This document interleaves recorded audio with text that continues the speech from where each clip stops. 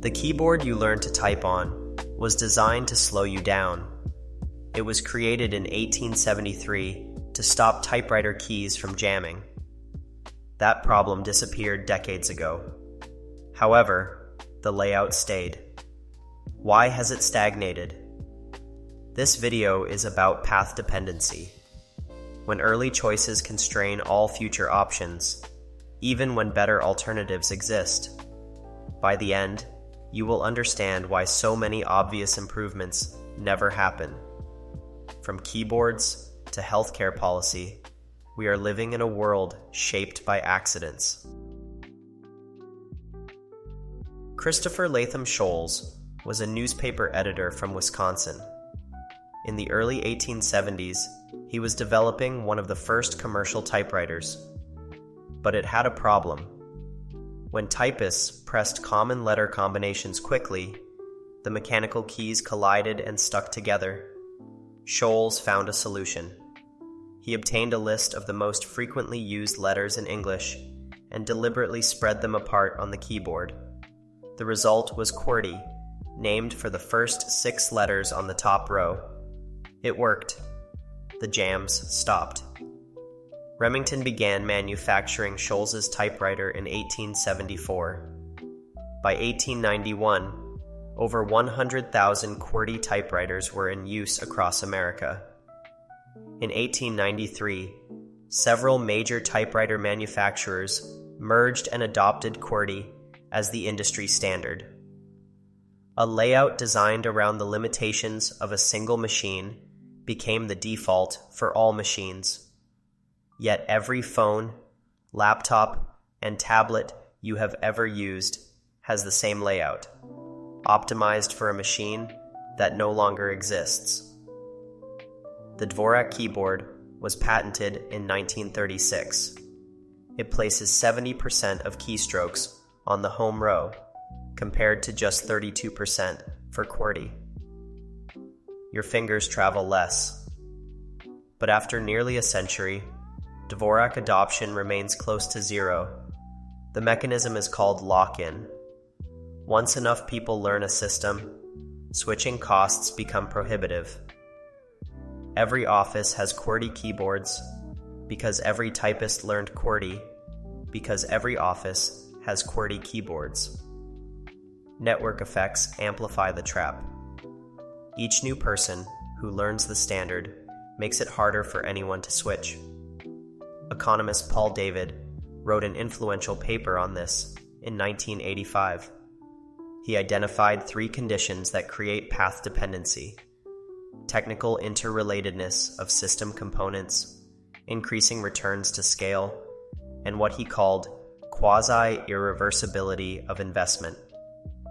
Once you spend years mastering touch typing, learning a new layout is genuinely painful. That investment locks you in. The first solution that reaches good enough adoption often wins forever, regardless of whether it is actually the best. In the late 1970s, 2 videotape formats battled for dominance. Sony's Betamax had superior picture quality. JVC's VHS had longer recording time and a lower price. VHS players cost around $300, while Betamax players ran close to $1,000. The decisive factor was strategy. Sony kept Betamax relatively proprietary. JVC licensed VHS to any electronics manufacturer who wanted it. Competition drove prices down. More manufacturers meant more players in more homes. Then came the network effect. Once video rental stores observed more VHS rentals, they stocked more VHS tapes. More tapes drove more consumers to buy VHS players. More players drove stores to stock even more VHS. By 1980, VHS controlled 60% of the North American market. By 1987, it was 90%. Sony officially conceded in 1988 by beginning to manufacture VHS players. Betamax lost not because it was worse, but because VHS reached critical mass first. The same pattern plays out in policy. In 1975, President Gerald Ford signed the Metric Conversion Act, declaring the metric system the preferred system of weights and measures for United States trade and commerce. One problem: the act made adoption completely voluntary. The public education campaign met resistance, apathy, and confusion. By 1981, the United States Metric Board reported to Congress that it lacked the clear mandate necessary for national conversion. The Reagan administration disbanded the board the following year. Today, the National Institute of Standards and Technology describes America as operating in a risky, hybrid measurement environment. Nearly 50 years later, Americans still measure in feet and miles. No example of policy lock-in affects more people than American healthcare. During World War II, the federal government imposed wage freezes to control wartime inflation. The Stabilization Act of 1942 froze wages at their September 15th levels. Companies could not raise salaries to attract workers, but the act contained an exception. It excluded insurance and pension benefits from stabilization. Companies began offering health insurance as a workaround to attract employees without violating wage controls. In 1943, the IRS ruled that employees did not have to pay taxes on premiums paid by employers. The workaround became a benefit. In 1940, only 9% of Americans had employer-based health insurance. By 1953, 63% did. Today, according to the Kaiser Family Foundation, employer-sponsored insurance covers 154 million Americans under age 65. A temporary wartime policy became permanent infrastructure.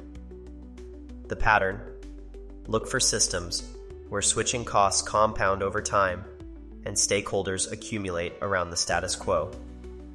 That is where accidents become permanent. Path dependency does not only shape technologies and policies, it shapes careers. A November 2025 study from the National Bureau of Economic Research examined over 2 decades of tax data. The researchers found that a typical early career occupational experience creates substantial path dependency. Their estimates suggest a 19 percentage point increase in the likelihood of working in an identical or closely related occupation as much as 20 years later.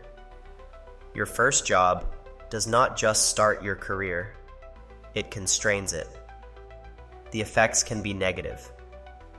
Research published in Science Direct found that graduates who experience underemployment face lower pay and lower job satisfaction years later, even after they have left underemployment.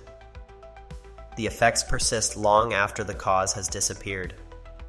The same logic applies to education. The Hamilton Project found that median career earnings for a bachelor's degree holder are $1.28 million. But an economics graduate at the 90th percentile earns $5.09 million over their career, more than 10 times what someone at the 10th percentile earns. The major you choose in your late teens shapes your earning trajectory for 40 years. Nearly half of all college students change their major at least once. The consequences vary based on timing. Switch early, and the cost is minimal. Switch late, and according to Complete College America, you pay for 15 extra credits on average. 9 out of 10 freshmen expect to graduate in 4 years. Only 41% do. Relationships follow the same pattern. A 2018 study from the University of Minho found that the more people invested in their relationships, the less likely they were to seek alternatives. Even when facing high costs, commitment remained strong if significant prior investments had been made. The sunk cost fallacy creates its own form of lock-in. What can you do with this knowledge? The career advice site 80,000 Hours offers a useful framework. Your next career step is probably only a commitment for 1 to 4 years. Building a career is a step-by-step process, not a one-off decision. Start with the cheapest tests. Ask a friend about their job, read about an industry, look at job postings. Go deeper only as needed. Recognize branching points. Make a list of signs that would tell you are on the wrong path. Commit to reassessing if those signs appear. When choosing between two options, consider reversibility. After completing a PhD, if you leave academia, it is hard to re-enter. But if you have not started a PhD and want to try something else, do that first. Enter the more reversible option. This matters right now. Companies spent $37 billion on generative AI in 2025, up from $11.5 billion the year before. McKinsey reports that 78% of organizations used AI in at least one business function in 2024. But the vendors they choose today will constrain their technology stack for years. Nearly 2/3 of companies remain stuck in pilot stages, not yet committed. They are at a branching point. The past does not just explain the present, it owns it. Every temporary solution you accept is auditioning to become permanent.